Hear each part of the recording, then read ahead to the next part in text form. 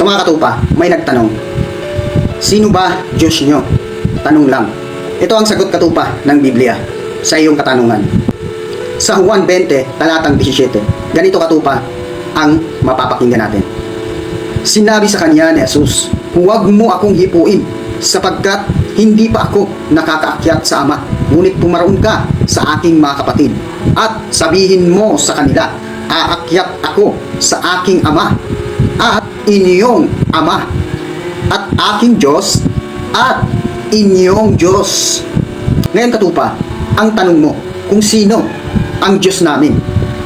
Ayon sa talatang binasa natin, ang sabi ni Kristo, aakyat ako sa aking Ama, at inyong Ama, at aking Diyos, at inyong Diyos. Ngayon kaibigan, kung sino ang Diyos ni Kristo, yun din ang Diyos ng Iglesia ni Kristo. Ngayon, sino ba ang Ama na tinutukoy? Walang iba kundi ang Diyos.